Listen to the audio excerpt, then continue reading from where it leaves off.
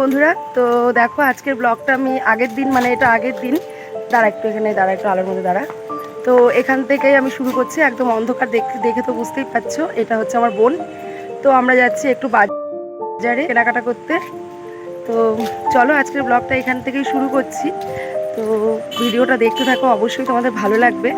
তো চলো বাজারে কি করতে যাচ্ছি সেটাও তোমাদের দেখাবো, অন্ধকার যেহেতু। চলো ভিডিওটা দেখতে থাকো। তো বন্ধুরা দেখো আমি চলে এসেছি বাজারে, আর এটা হচ্ছে আমার বাবার দোকান। প্রথমে বাবার দোকানে ঢুকেছিলাম কলা খাওয়ার জন্য। তো আমার বাবা হচ্ছেন পেশায় একজন ফল বিক্রেতা। আর এই যে রোড দেখতে পাচ্ছ, এটা হচ্ছে মেইন রোড, আস্তলা বাজার। এটা আস্তলা সন্ন্যাসী বাজারের মেইন বাজার যেটাকে বলে, এবং এই মেইন বাজারের বুকেই কিন্তু আমার বাবার দোকানটা। বাবার দোকান থেকে কলা খেয়ে দেখো চলে আসলাম মুদিখানার দোকানে। আর এখান থেকে দেখো বোনের হাতে এক প্যাকেট চিড়া ভাজা, আর এই চিড়া ভাজাটাই নিয়েছিলাম। এটা নিয়েছি ভাইয়ের জন্য, ভাই কালকে চলে যাবে, তো শুকনো খাবার হিসাবে আমি এটা ওকে দেব। আর তারপর দেখো চলে এসেছি মিষ্টির দোকানে। তো কালকের একটা ভিডিওতে তোমরা খেয়াল করলে দেখতে পাবে আমি আর বৌদি মিষ্টি খাচ্ছিলাম। তো ওই ভিডিওটা দেখে দাদার ছেলে বলছে, পিসি তুমি মিষ্টি খেয়েছো, আমার জন্য আনলা না? মানে আর আবার ওর তো জ্বর এসেছে বাড়িতে, ও জ্বরের জন্য ভাবছে কি খেলে ভালো লাগবে। তো বলছে মিষ্টি এনে দেবো, আমি মিষ্টি খাবো। হ্যাঁ ঠিক আছে, বলছে ওই মিষ্টিই খাবো। আমি বলছি ঠিক আছে। তারপর ওই মিষ্টি দুটো নিলাম ওর জন্য, নিয়ে এখন যাব দেখো আরেকটা দোকানে। আর এই দোকানটা থেকে নিয়েছিলাম আমি আইসক্রিম অনেকগুলো সবার জন্য।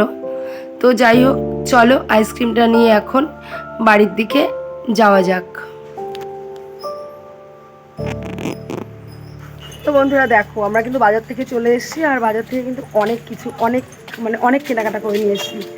চিড়া ভাজা, আইসক্রিম, মিষ্টি, অনেক কিছুই নিয়ে এসেছি। বাড়ির সবাই আছে, সবাইকে দেব এবং নিজেরাও খাবো। তো দেখতেই পেলে বাজারে গেছিলাম, আর আমাদের বাজারটা তো তোমাদের একটু দেখালামই। তো চলো, এই রাস্তাটা একটু অন্ধকার, তো আমাদের বাড়ির সামনের দিকে যত এগোবো ততই দেখো আলো। তোমরা তো ভিডিওতে বুঝতেই পারছো যে কতটা অন্ধকারের থেকে তারপরে কিন্তু আলোতে আসছি, তাই না বলো? তো যাই হোক, কেনাকাটা হয়ে গেছে যে আমি আর বোন। আর এত গরম পড়েছে সত্যি, মানে কি বলবো, গরমে আর কিচ্ছু ভালো লাগছে না। তো চলো বাড়ি যাই, সবাইকে আইসক্রিম খাবার দাবার সব ভাগ করে দিই। চলো পরে আবার দেখা হচ্ছে। দেখো আমরা বাড়িতে নেই, আর এসে দেখি সবাই ফুচকা খাচ্ছে। অ্যাকচুয়ালি ভাই কালকে চলে যাবে, তো সেই আনন্দে চলে যাবে, এই জন্য সবাইকে ফুচকা খাওয়াচ্ছে। এটা বাড়িতে, আমাদের বাড়িতে দেখো আমরা সবাই এসেছি, বোনরা এসেছে, বৌদিরা আছে, একটা উৎসব টাইপের লাগছে। আর আমরা একসাথে হলে সত্যি একটা উৎসবই হয়। তো সবাই মিলে দেখো ফুচকা খেয়ে নিলাম। এগুলো সবই আজকে ভাইয়ের ট্রিট। এই দুপুরে এত খাসির মাংস খাওয়া দাওয়া, এত আয়োজন, তারপরে যে এখন ফুচকা খাওয়া, তারপর টুকিটাকি তো বাড়িতে আছেই, এগুলো সবই ভাইয়ের ট্রিট। বললাম না, ভাই চাকরি পেয়েছিল, তো ট্রেনিংয়ে ছিল, বাড়িতে এসেছিল, চলে যাবে আবার। তো মনটা তো অবশ্যই খারাপ, কি করব, তবুও কাজ সবারকে তো করতেই হবে। তো দেখো এখন ভাই গোছগাছ শুরু করে দিয়েছে, আর এখানে সব ওর শুকনো খাবার দাবার। ও আবার যাচ্ছে 5 মাস পরে আবার আসবে। তো এখানে আছে সব শুকনো খাবার দাবার, কিশমিশ, ছাতু, তারপর আছিল বিস্কিট, খেজুর, আচার, বিভিন্ন ধরনের, মানে অনেক কিছু, যত শুকনো খাবার। এবার 5 মাসের খাবার তো আর একবারে নিয়ে যাওয়া যায় না, তো অনেকটাই নিয়ে নিয়েছে। আর যতটাই নিয়েছে প্রায় 3 মাস তো হামেশাই চলে যাবে।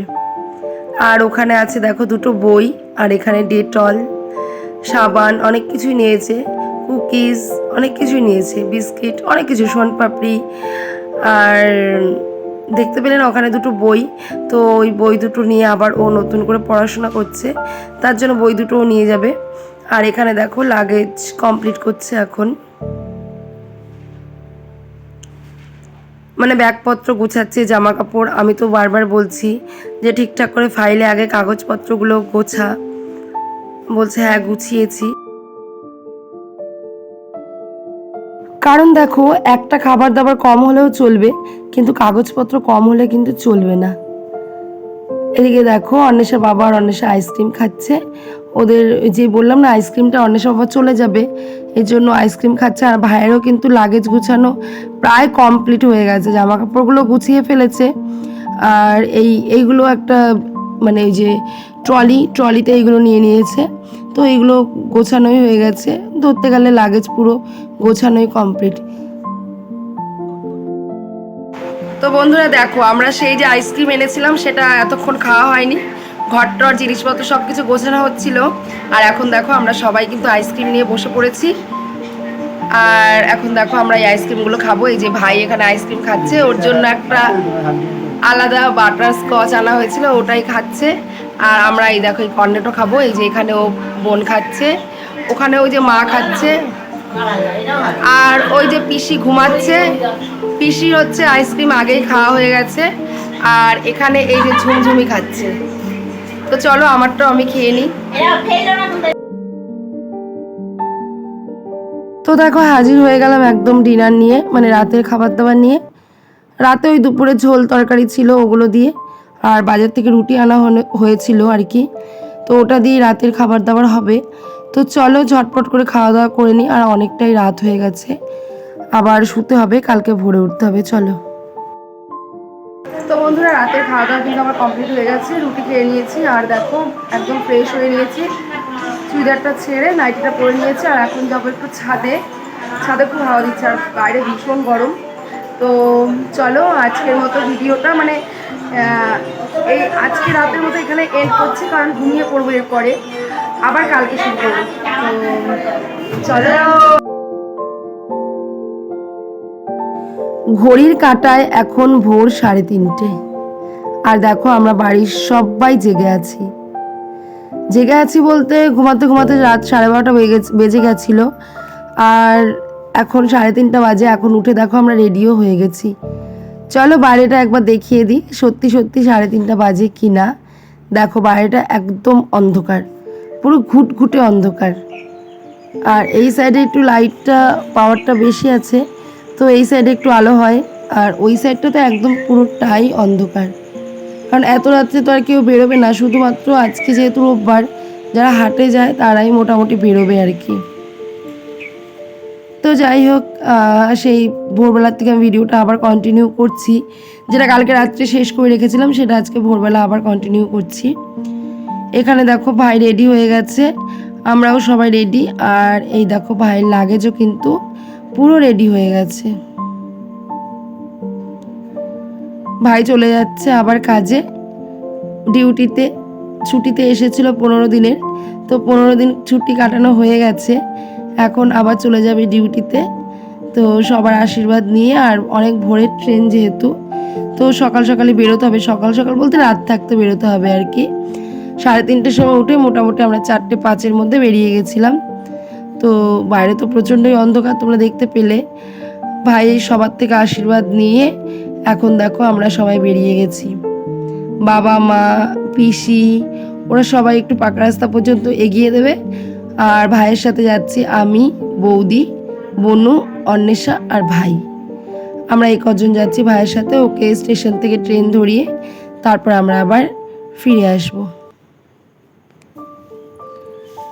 সত্যি এই সেনাবাহিনীতে যারা কাজ করে আর যারা আর্মি, যাদের সন্তানরা বাইরে থাকে, একমাত্র তাদের কষ্টটা কিন্তু শুধু তার পরিবারের লোকরাই বুঝতে পারে যে কতটা কষ্ট সন্তানকে ছেড়ে থাকার।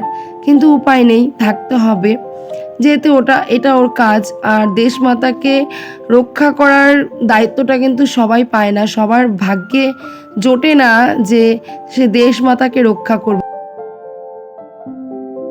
তো এই যে দেশের বীর সেনারা, দেশের মানে ভারত মাতার সন্তানরা, এরা কিন্তু নিজের পুরোটা জীবনকে উৎসর্গ করে বিলিয়ে দিয়েছে ভারত মাতার মানে চরণে।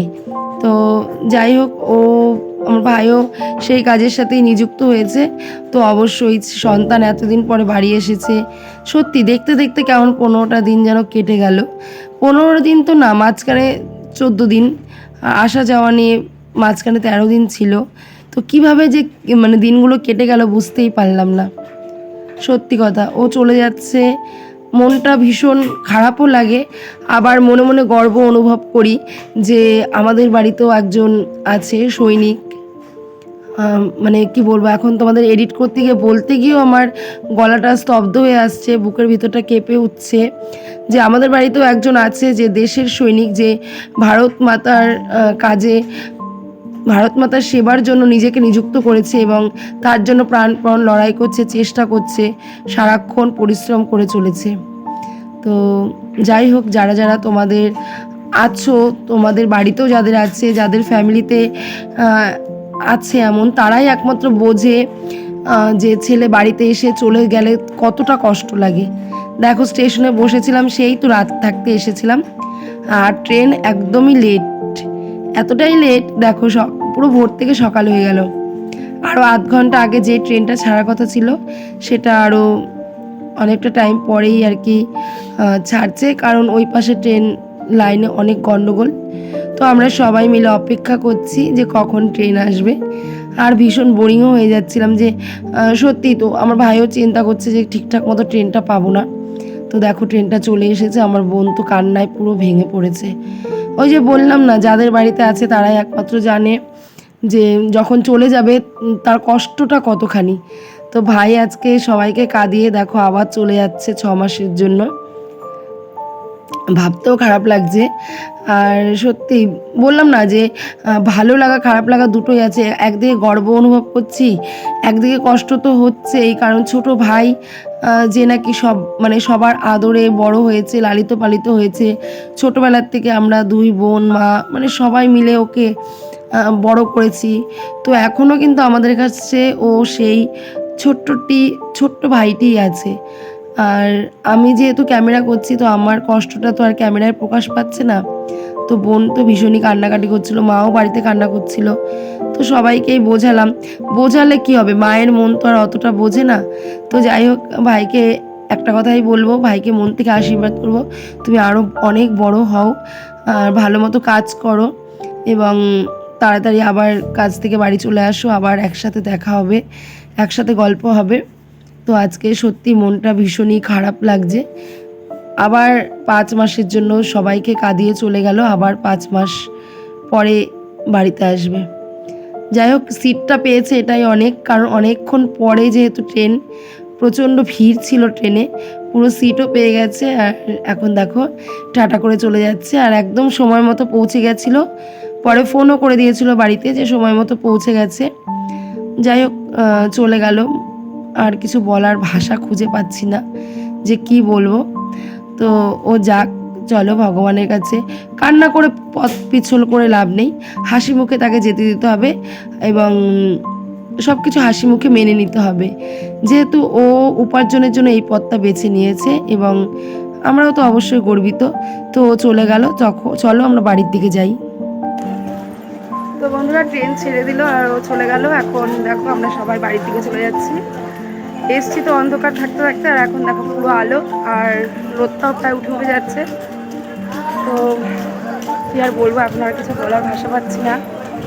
চলো বাড়ি যাওয়া যাক, পরে আবার দেখা হচ্ছে।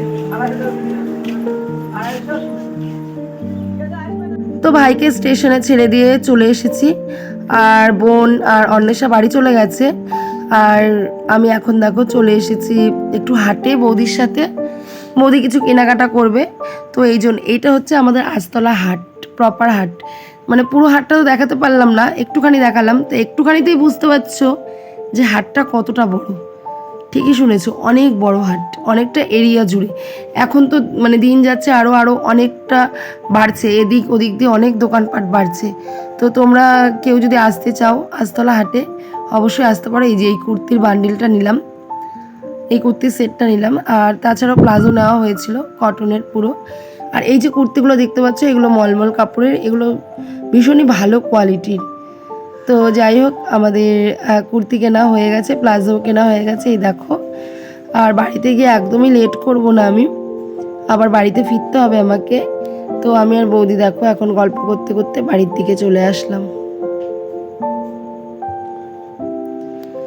আর বাড়িতে এসে দেখি মা চা রেডি করে রেখেছে, আর আসার সময় পাউরুটির প্যাকেট নিয়ে এসেছিলাম।